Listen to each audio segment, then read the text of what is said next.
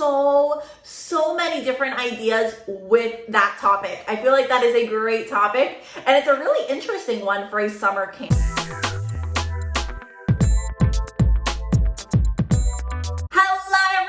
My name is Alejandra and welcome to my YouTube channel. On this channel, you find lots of different videos specifically about teaching and working online from home. Make sure you hit that subscribe button so you don't miss my future content.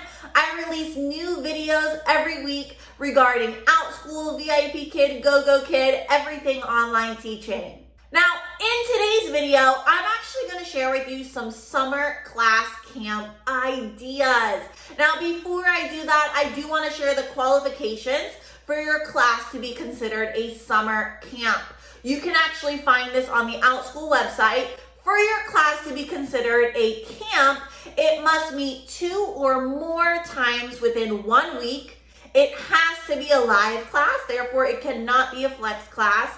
And it must be scheduled between May of 2021 through August of 2021. Now, to start my brainstorming process, I decided to look at the parent topic request list.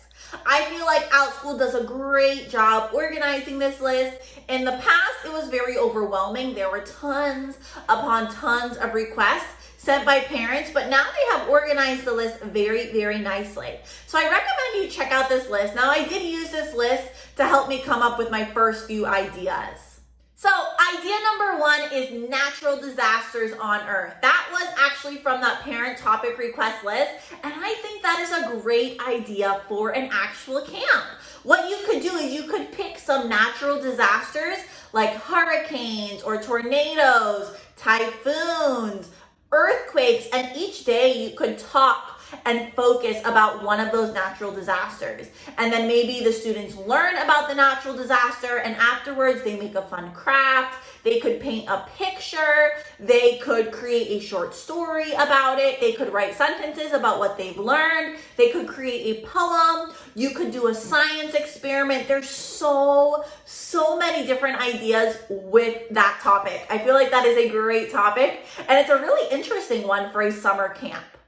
Idea number 2, I also got from that list. It was what makes a mammal a mammal? And I think this is such a fun topic for a summer class because so many students are interested in learning about animals. So what you could do is maybe day 1, you talk about what makes a mammal a mammal. For example, mammals are warm-blooded, mammals give birth, mammals provide milk to their young. So there's lots of different things you could talk about in regards to what a mammal is. And then maybe on 2 or 3 other days of that camp, you could focus on a specific mammal. Maybe you could pick a mammal that lives in the water, like a dolphin. Or then you could pick a mammal that lives on land, like an elephant. Or you could pick a pet that is considered a mammal, like a dog. You could analyze those animals. You could create Venn diagrams, comparing and contrasting. You could draw pictures of each animal. You could make a different craft with each animal. And then maybe at the end of the camp, you just review everything that was discussed and learned about. I feel like there are so many great possibilities for that specific topic. And you could even do it with other animals as well. Like what makes a reptile, or what makes an amphibian, or what makes a fish. That could definitely be a really cool set of summer camps. Idea number 3 is the last one I'm going to take from that parent topic request list, and it was Pokemon Subtraction. And I feel like with that one topic, I got so many different ideas. I noticed in one of the Outschool emails, they talked about how it is encouraged to pick a theme for your summer camps or even your summer classes. You definitely have a higher chance of getting more enrollments. And Pokemon themed must be something students are liking right now. So that could be a great theme you could use. For this specific Pokemon Subtraction camp, I was thinking that obviously you're teaching the students maybe basic subtraction, and you're including Pokemon themed items. Maybe you're creating word problems that are all about Pokemon characters. Maybe you're using Pokemon manipulatives to solve simple subtraction equations. Maybe you're playing a bingo game with Pokemon characters. Like, the ideas are endless in this section, and I think picking a theme for almost anything really helps increase your Outschool enrollments and makes a great summer camp. Now, you can definitely continue to look at that parent topic request list to give you more ideas of classes you could actually create. What I'm going to do next is actually go to the top searches with low results section. So this section is also another great place to give you class ideas, and it's honestly a great place for you to get keywords for your classes. So idea number 4 actually came from this list, and it was a watercolor camp. I feel like there are so many fun things you can do with watercolors. There's the obvious, of course, you could paint a picture with watercolors or teach the students how to draw something specific. Maybe different princesses, maybe animals, maybe robots, maybe Legos. I don't know, the list can literally go on and on and on and on and on of what you could actually paint, but that's a great idea. You could also use this for something like language or following directions. I was thinking maybe you're a Spanish teacher or you're a French teacher. You could create a basic class where you're teaching students colors, but when you're giving directions, let's say you have a big snowman that your students drew, and you're providing directions on what to color, and you're saying that color in the specific language you're teaching. For example, let's say you want the hat to be black. You would say, okay, let's color or paint with our watercolors the hat black. And you would say black in whatever language you're teaching. I think that is a fun way to, you're focusing on a class that might be more educational, but you've twisted it a little bit and made it very enjoyable. Idea number 5 was also found from this list, and it was tractor. So a tractor camp could be something very fun as well. As you can see, I've noticed a lot of the things in this list, they're definitely themed. So there must be some kids that love learning and talking about tractors. You could have a fun Lego class where students have to build a tractor. You could teach students how to draw a tractor. You could teach students about different types of tractors. Lots of great ideas there. Okay, so I needed a quick coffee break over here, but why I'm hopping on real quick to interrupt my own video is to just remind you or kind of give you an enrollment tip during the summer. Now, when I created my classes last year during the summer, I had a few classes that had very little materials needed, and I highly recommend you try to do the same. Obviously, some of your classes definitely need some materials for the class, but if you have a few classes that need almost no materials, I'm pretty sure you will get a lot of last-minute enrollments. And last year when I was teaching during the summer, I got a lot of last-minute enrollments. So definitely create a class that does not require a lot of materials.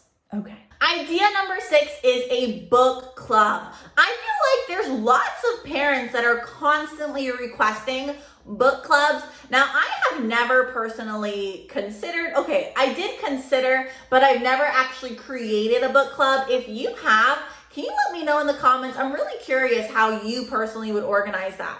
Now, what I'm thinking, if you were to create a book club, personally, I would think maybe the students read the book in advance, and then they come to meet and have fun discussions and do different activities with each other. You could do like character analysis, so important characters in that story, analyze the character, maybe draw the character, discuss the character traits. You could focus and talk about different themes in a story. You could just have comprehension questions where maybe you play a game like Jeopardy or Kahoot, and the students answer questions about the story they just read. There are lots and lots of great ideas for book clubs, but this must be a really high need. Because I feel like since I've started teaching on Outschool, I'm always seeing tons and tons of requests for book clubs.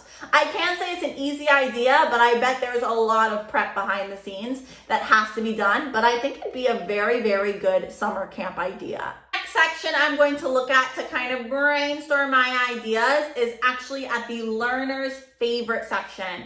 And this is on the Outschool website as well. Currently, it is drawing, writing, dancing, reading, gaming, Spanish, Minecraft, history, cooking, and singing. So I had 4 ideas that I actually took from that learner's favorites.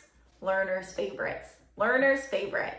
Idea number 7 is a reading camp. It's pretty simple, but I actually saw another parent request that you're teaching like CVC words or beginning reading using Nearpod. Now, I have personally not yet experimented with Nearpod. I am hoping to do so in the near future. I've heard tons of teachers say they love using that tool on Outschool, but there was actually a request, so maybe that is a great way you can make your camp or class unique is by using some sort of technology like Nearpod to teach a simple subject.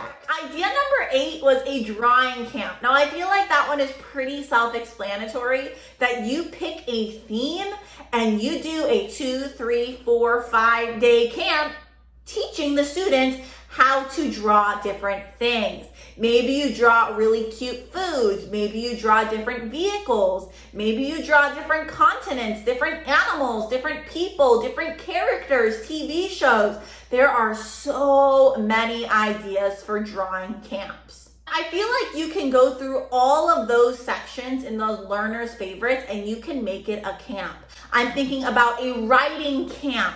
Maybe you pick a theme like dinosaurs and everything you're focusing on is dinosaurs. It could be anything from writing a simple sentence, starting with a capital, ending with a period, having spaces in between your words, having nice and neat handwriting. You could create a very basic camp for littler kids, or you could even make it something like creative writing. Writing silly stories, creating riddles, tons and tons of fun ideas for a writing camp. And I think writing is a great skill that lots and lots of students need, and parents would definitely want students to practice over the summer. The last idea I'm going to share with you is a cooking camp. I think this is a really, really fun one that you can get super creative with, especially during the summer. You could either create a real recipe, maybe you write your own recipes, maybe you share recipes. Like, there's lots and lots of different ideas you could have for a cooking camp. Obviously,